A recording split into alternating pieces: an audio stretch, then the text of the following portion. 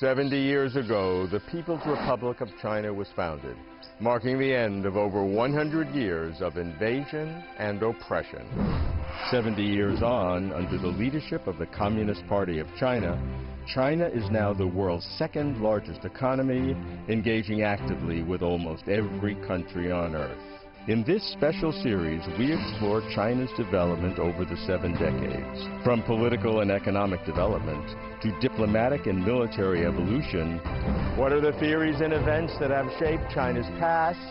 What are the trends and challenges that will forge China's future? I'm Robert Lawrence Kuhn. I've been coming to China for 30 years. I've witnessed astonishing changes. What do China's changes mean for the Chinese people and for the world? Watch our special series on Closer to China, 70 years and counting, China's new era and beyond.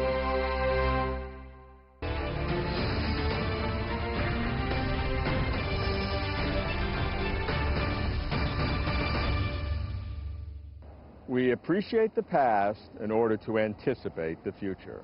When the People's Republic of China was established in 1949, its economic foundation was very weak.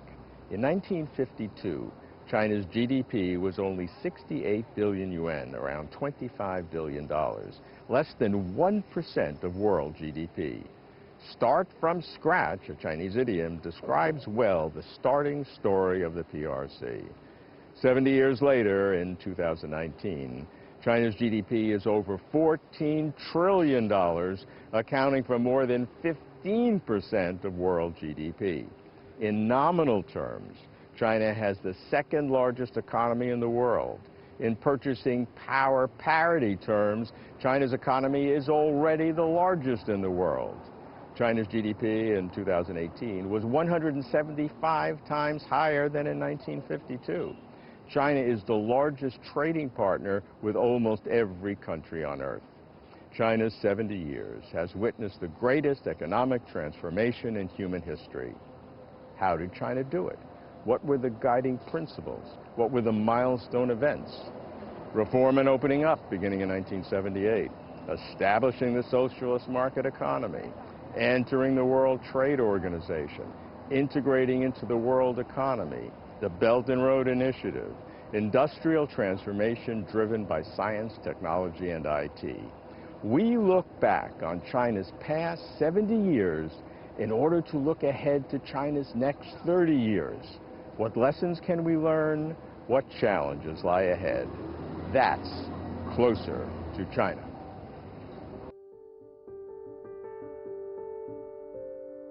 How has China changed during the past 70 years? To explore this question, we visit a family where 3 generations worked or work in the same corporation, China Construction, 2nd Engineering Bureau.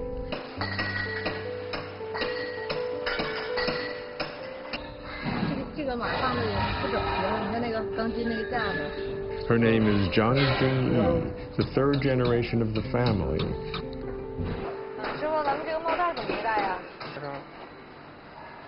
现在在吗？咱们赶紧给戴上吧。咱们当时这个安全教育应该说得很清楚了啊。咱们这个帽子呀，这样戴的话比较这个安全啊，比较稳固啊。所以等着咱们上面拿东西啊。Her duties cover office work, environmental protection, and construction site safety inspection and the like. Time to get off work. The next 3 days will be the meaningful Chinese Mid-Autumn Festival.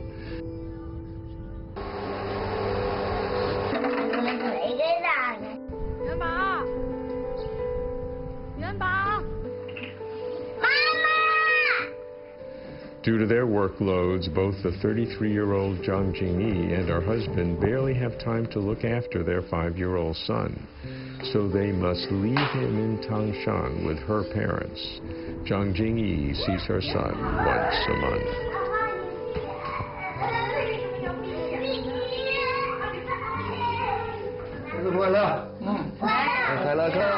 Three generations of the same family engaged in construction work.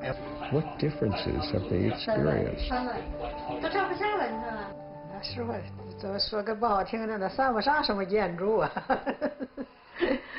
挖那个像东北整那个宿舍挖个大坑，上头整一点的，半间在底下，半间在上头，那就住那样的嘛。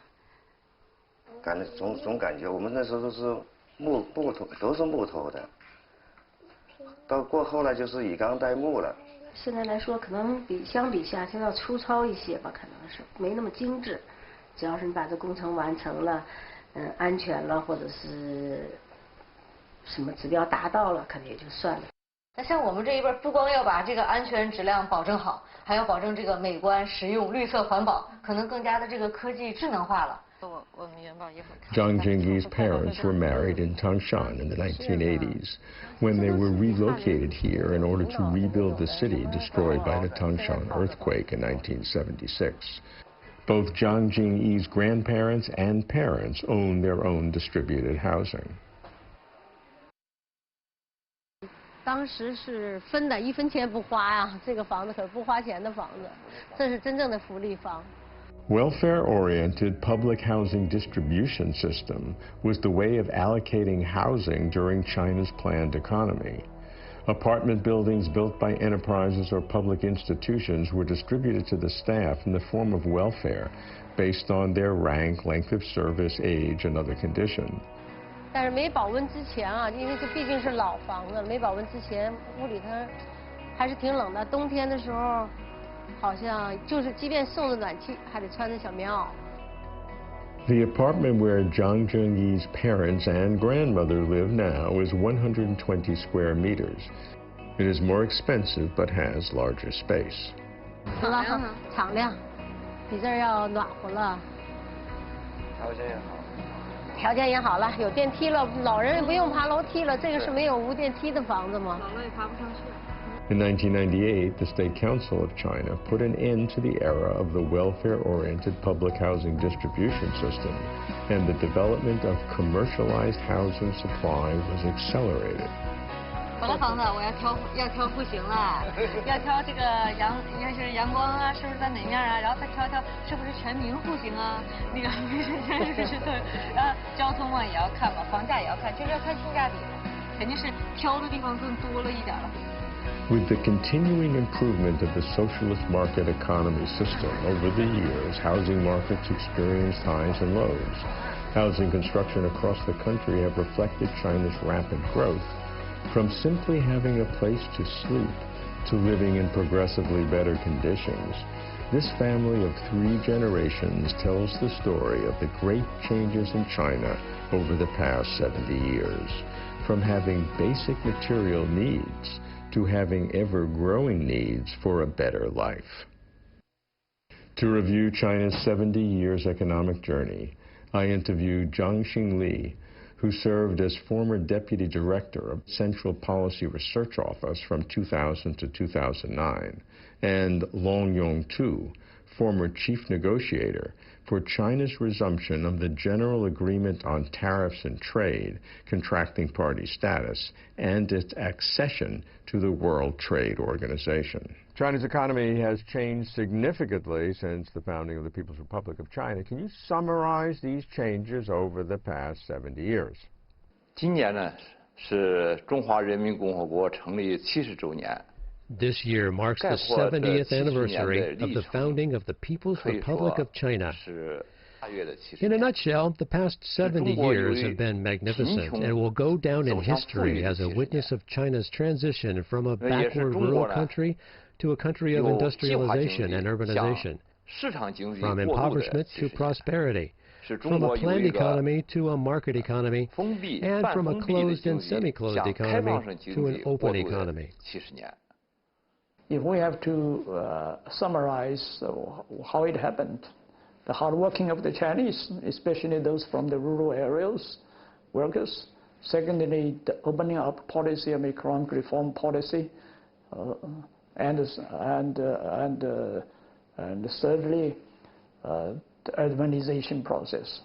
I think that has changed the Chinese economy. In a word, the first 30 years after the PRC was founded, we had both good experiences and hard lessons. The following next 40 years are a story of an economic boom. in 1978 at the third plenary session of the 11th Central Committee of the Communist Party of China. The new policy of reform and opening up established economic development as the country's primary national goal. Later, in 1992, the 14th CPC National Congress, committed to economic system reform, established the socialist market economy, which further enhanced China's capacity for economic growth. Economic restructuring has been promoted through reform and, in turn, released the economic growth potential. That explains how China has made an economic miracle. I interviewed Chuan Zheju, former executive vice chairman of All China Federation of Industry and Commerce. To accelerate growth, the key is to liberate productive forces. It is not enough to simply rely on one kind of ownership. So we call for diverse forms of ownership to develop side by side with public ownership to realize the people's ever-growing needs for a better life. In 1978, during his visit to Japan, Deng Xiaoping met Konosuke Matsushita, founder and chairman of Panasonic, the largest Japanese consumer electronics company, a meeting that enabled the following decades of Panasonic's growth in China. It also started the chapter of foreign companies playing an irreplaceable role in China's growth. To date, Panasonic has been operating in China for over 40 years. What has Panasonic witnessed? I first came to the Chinese mainland in January 1989 for sightseeing. Back then, Shanghai didn't even have an expressway. Foreigners like us had to pay our bills with foreign exchange certificates. The taxis that would accommodate foreigners could only be hailed by the hotel receptionists. That's something unimaginable for today's young Chinese. What difficulties has Panasonic faced in China? How have they been addressed? We did go through a tough period, though we also face various difficulties today. When we first entered the Chinese market, the legal environment for the establishment of foreign enterprises was yet to be improved. It was quite difficult. We established a joint venture before setting up a wholly foreign-owned enterprise, which finally won the Chinese government's recognition. With the establishment of the socialist market economy, the power of the market was released. By 1997, the mixed economic system was established, in which public ownership plays a dominant role and non-public enterprises could develop side by side. Through these transitions, how has the role of state-owned enterprises been changing? I interviewed Bert Hoffman, who served as former World Bank country director for China from 2014 to 2019. Well, in the first phase, clearly with the planned economy as the main model in China in those days, state enterprises did play an important role in early industrialization. That didn't go that far, and it had its clear limitations, but up until 1978, clearly state enterprises were in the lead on industrial development. Since then, that lead has been largely taken over by the non-state sector. At first, collectives and township and village enterprises, but they were not the, if you want, they didn't have the scale to really compete with state enterprises. But by the time of the 1990s, when private ownership becomes important, when foreign ownership becomes important, really state enterprises starting to play a much smaller role in industry than the private sector. In 2013, China's SOE reform entered a new stage. The third plenary session of the 18th CPC Central Committee, held in 2013, ushered in the fourth stage of the SOE reform. That is to say, first, the management of state assets was to shift its focus from the management of enterprises to the management of capital. And second, SOEs were to draw in private enterprises and foreign companies to forge mixed ownership enterprises. Then the managerial and technical backbone of mixed ownership enterprises were allowed to hold shares. On December 11, 2001, China became the 143rd member of the World Trade Organization, the WTO. It is a historical certainty that China's accession to the WTO has driven its own development and accelerated the expansion of globalization. In 2001, China's total import and export volume was $0.51 trillion and in 2018 it was $4.62 trillion, more than 8 times larger. According to a newly released white paper in China regarding the country's relationship with the world in the new era, China has become the most attractive investment destination, and any attempt to decouple China from the world economy will be harmful.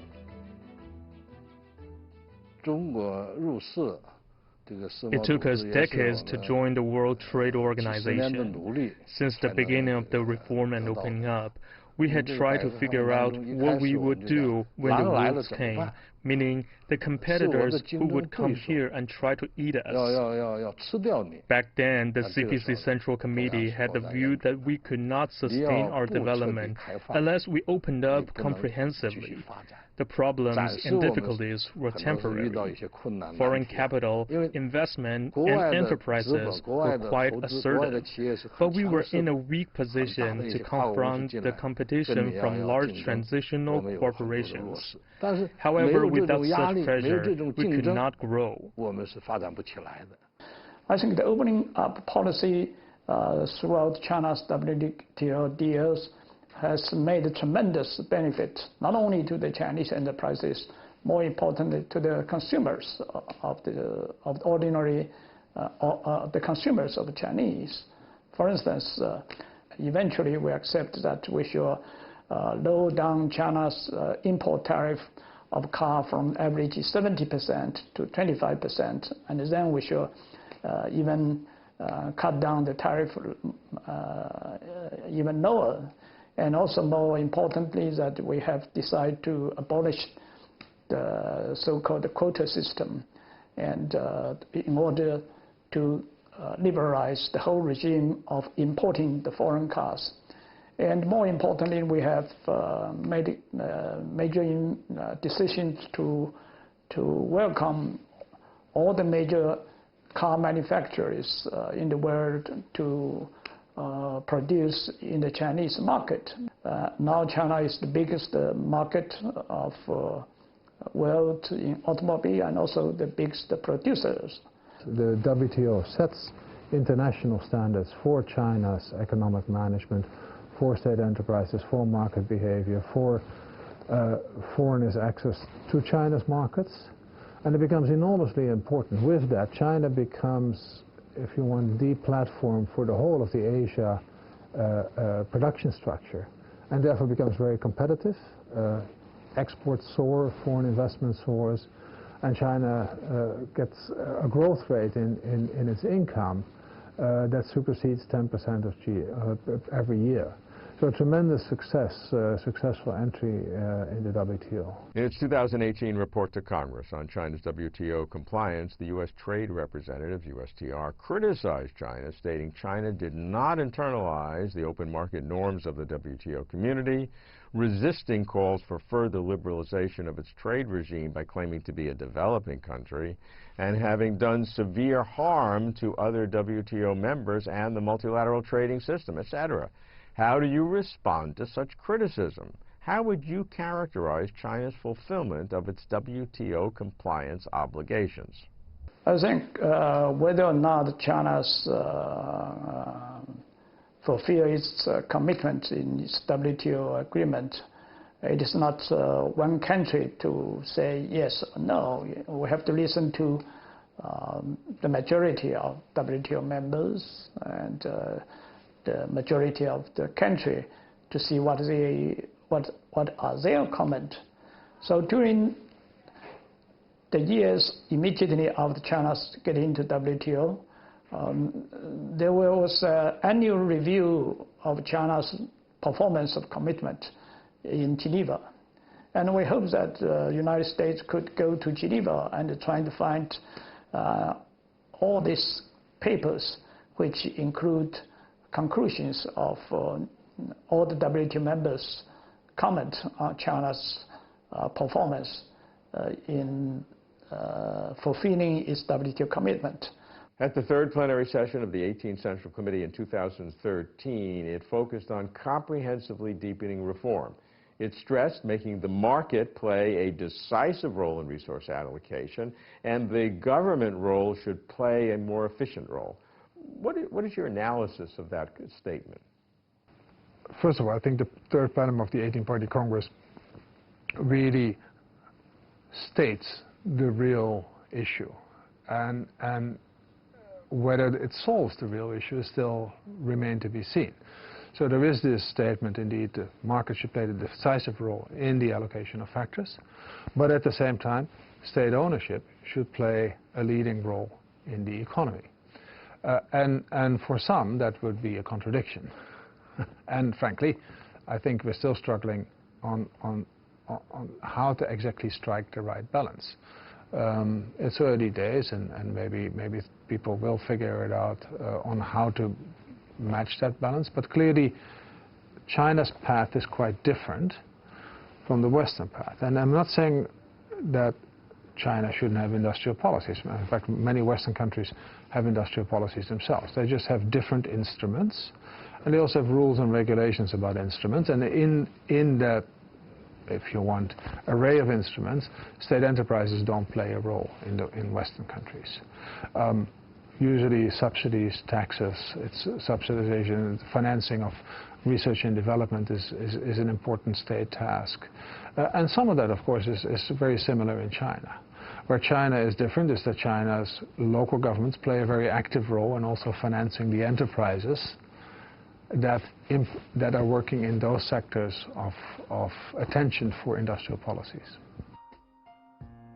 Looking back, if we say reform and opening up and China's entry into the WTO greatly helped bring China and the world closer economically, then looking forward, the Belt and Road Initiative is greatly integrating China with many countries, especially developing countries across Asia and Africa.